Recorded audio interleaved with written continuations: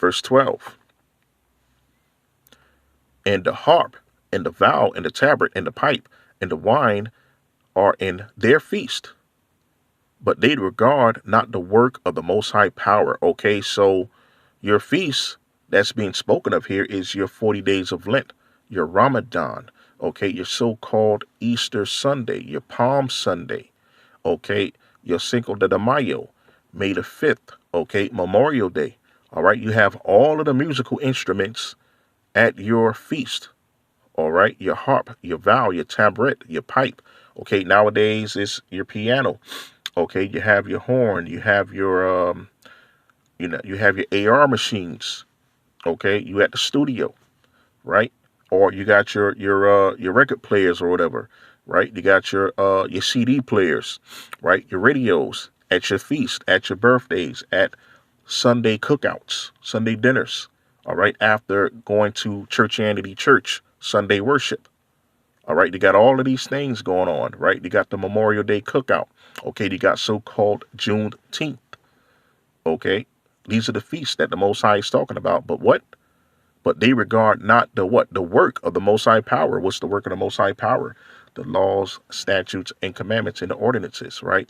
Passover, unleavened bread, the Feast of Weeks, okay? The Day of Atonement, okay? The Feast of Trumpets, okay? That should be your feast, all right? So when you're doing the things of the world, you're not regarding the work of the Most High, right? Neither consider the operation of his hands. You don't even consider what you're doing is wrong to the Most High. All right. So this is what's being spoken about here, right? This is why the so-called Christian or so-called Christian churchgoer, they don't understand the ways of the Most High. Why? Because they stay out of the OT. They don't understand the Old Testament. Okay, so they don't even consider the works that they do nowadays is not the works of the Most High. Okay, the sacrifice of the wicked is an abomination unto the Most High.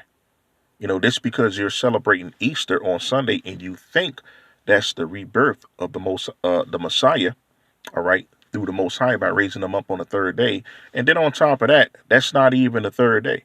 Like, how can he die on so-called Good Friday and be raised on Sunday, which is only 2 days from there, right? That's crazy. That's ludicrous, man. So how can you call that the third day, which is Sunday? You call Easter Sunday, okay? You celebrated Palm Sunday today. Now you're doing Easter Sunday the next Sunday, okay? So you're going to say that on so-called Good Friday, right, which was a good day for the heathens because they slaughtered the Most High, okay? They hung him on a tree, right? See, the Most High, Hamashiach, he was an austere man, okay? He was a man of law, okay? He was a man of judging sin, okay? He was sent to do the Most High's will, man, all right? He was sent to whip sinful Israel back into shape, into keeping the law, statutes, the commandments of the Most High, coming back to the Most High, returning back onto him, keeping his ordinances, right? So this is what Hamashiach was sent into the world to do. Okay, so a lot of sinners of Israel, they didn't appreciate that of Hamashiach. Okay, they thought he was being too hard. He was being too stern, right? He was being too candid. He was being too judgmental, right? So they had to gather together and work together to crucify him, take him off the earth, because they didn't feel like dealing with him. They didn't want to hear the laws of the Most High no more, right? They didn't want to be told that they were in sin. Okay, so that's the reason why they had to execute Hamashiach off the earth. Okay, so that was a Good Friday to them. Okay, but for the ones who believed on Hamashiach and believe in the Most High and waiting for the kingdom, the hope for 1/3 elect, the ones who's keeping the law, statutes, the commandments of the Most High, right? That was a bad Friday to us.